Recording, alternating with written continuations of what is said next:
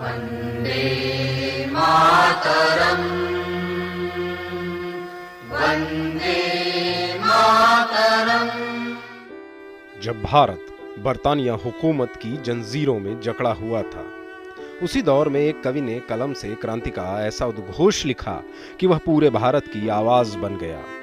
दरअसल बंकिम चंद्र चट्टोपाध्याय बंगाल के शांत वातावरण में बैठे मातृभूमि की वेदना सुन रहे थे। अंग्रेजी शासन की कठोरता, जनता का मौन रोष और भीतर से उठती एक आवाज कि यह केवल भूमि नहीं, यह मां है। और उस भाव से जन्म लिया उन दो शब्दों ने जिन्होंने भारत की आत्मा को अमर कर दिया, वंदे मातरम। वर्ष 1875 की कार्तिक मास की सुबह 7 नवंबर के दिन बंकिम चंद्र ने अपने भीतर की अग्नि को शब्द दिए। संस्कृत और बंगाली के मिश्रण से बनी पंक्तियां बह निकली, सुजलाम सुफलाम मलयज शीतलाम। और इस गीत ने मानो धरती को नया अर्थ दे दिया। यह गीत पहली बार उनके उपन्यास आनंद मठ में प्रकाशित हुआ, जहां सन्यासी सैनिक मातृभूमि की स्वतंत्रता के लिए संघर्ष कर रहे थे। जब पाठकों ने इसे पढ़ा तो उनके भीतर जैसे कोई ज्वाला भड़क उठी। उन स्वरों में न केवल संगीत था, बल्कि स्वतंत्रता का शंखनाद भी। यह गीत आगे चलकर भारत की स्वतंत्रता का प्रतीक बना।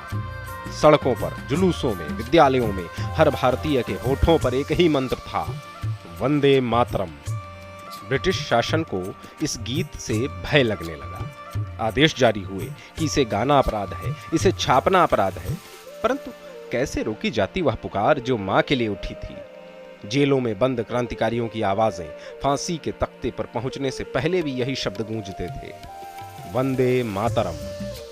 यह केवल शब्द नहीं रहे, यह बन गए भारत की आत्मा की प्रतिध्वनि। स्वतंत्रता के बाद संविधान सभा में बहस हुई कि क्या यही बने राष्ट्रगान।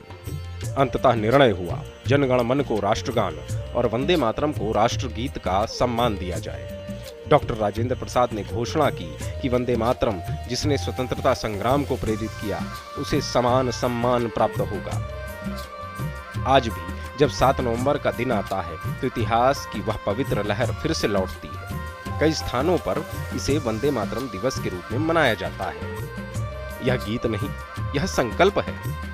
हर बार जब कोई भारतीय वंदे मातरम कहता है तो वह उस मातृभूमि के चरणों में प्रणाम करता है जिसने हमें पहचान दी, अस्तित्व दिया और स्वतंत्रता दी। वंदे मातरम।